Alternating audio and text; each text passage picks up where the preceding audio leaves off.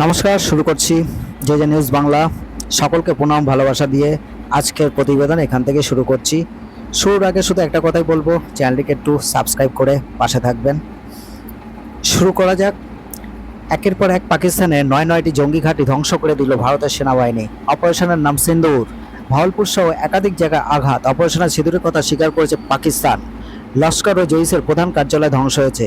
অমিত শাহজ emergency meeting with all chief minister, এবং এই বৈঠকটি করেছেন বুধবার দুপুর 2টায়। মন্ত্রিসভার বৈঠকে সেনা ও বায়ুসেনাকে ধন্যবাদ জানালেন প্রধানমন্ত্রী নরেন্দ্র মোদী।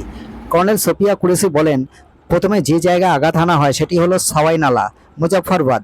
এটি এলওসি থেকে 30 কিলোমিটার দূরে। এখানে লস্করের একটি ট্রেনিং ক্যাম্প ছিল। পেহেলগামের জঙ্গিরা এখানেই প্রশিক্ষণ নিয়েছিল। সৈদিনা বিলাস ক্যাম্প, জাফরাবাদে এটি একটি জৈশের ক্যাম্প। হাতিয়ার বিস্ফোরণের প্রশিক্ষণ হতো এখানে। কোটলি গুলপুর ক্যাম্প, এলওসি থেকে 30 কিলোমিটার দূরে লস্করের ক্যাম্প। রাজৌরি ও পুঞ্জে এখানকার জঙ্গিরা সক্রিয় ছিল। তীর্থযাত্রীদের উপর হামলার এখান থেকে জঙ্গিরা এসেছিল। বার্নালা ক্যাম্প ভীমবার, সীমান্ত থেকে 9 কিলোমিটার দূরে। হাতিয়ার জঙ্গল সার্ভাইভারের ট্রেনিং দেওয়া হতো। আব্বাস ক্যাম্প কোটলি, এলওসি থেকে 13 কিলোমিটার দূরে। লস্করের ফিরাইন এখানে তৈরি হতো। এখানে 15 জঙ্গিকে ট্রেনিং দেওয়া হতো। সার্জাল ক্যাম্প শিয়ালকোট, সীমা থেকে 6 কিলোমিটার দূরে। এটি পাকিস্তানে। তারা কাটমাল, 2025 সালে মার্চে জম্মু ও কাশ্মীরের 4 জওয়ানকে হত্যা করা হয়েছিল। এখানেই তাদের ট্রেনিং হয়েছিল। মিয়ামিয়ার জোয়া, 18 কিলোমিটার দূরে। জম্মুতে এখান থেকেই হামলা হতো। পাঠানকোটে এখান থেকেই এসেছিল জঙ্গিরা। মার্কাজে তৈবা, সীমা থেকে 25 কিলোমিটার দূরে। মুম্বাই হামলার জঙ্গিরা এখানেই ট্রেনিং নিয়েছিল। আজমল কাসব ও ডেভিড হেডলি এখানেই ট্রেনিং নিয়েছিল।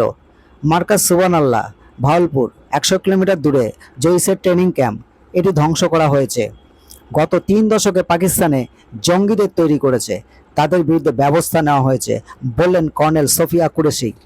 ভারতের গোয়েন্দারা খবর দিয়েছে যে ভবিষ্যতে ভারতের বিরুদ্ধে আরও আক্রমণ হতে পারে, তাই এই জঙ্গি ঘাঁটিগুলি ধ্বংস করা জরুরি হয়ে উঠেছিল। পাকিস্তান জঙ্গিদের স্বর্গরাজ্য হয়ে উঠেছে। পাক অধিকৃত কাশ্মীরে নিষিদ্ধ জঙ্গি সংগঠনগুলির মাথাদের আশ্রয় দেওয়া হয়েছে। আন্তর্জাতিক স্তরে বারবার এ নিয়ে ভারত অভিযোগ জানালেও পাকিস্তানে কোনো ব্যবস্থা করেনি। ভারতের এই প্রত্যাঘাতে পাকিস্তানের কুখ্যাত লস্কর জঙ্গি আব্দুল মালিক খতম হয়ে গেছে। এছাড়াও জঙ্গি গোষ্ঠীর মাসুদের পরিবারের 14 জন সদস্য মারা গেছে। আর যারা আহত হয়েছেন তাদের জন্য শাহবাজ শরীফের চোখ ফেটে জল বেরোচ্ছে। বুঝতে পারছেন, এই সব সন্ত্রাসবাদীদের জন্য সেই দেশের প্রধানমন্ত্রীর বুক ফেটে যাচ্ছে। এরা কোনোদিন শুধরাবে না। এদের শাখা পোশাকা গজানোর আগেই ভারতের উচিত এদেরকে ছেঁটে ফেলা। আর এটাই এখন সুযোগ। আর এই বাংলাদেশকে এখন থেকে সবক না শেখালে একদিন এরাই ভারতের কাল হয়ে দাঁড়াবে।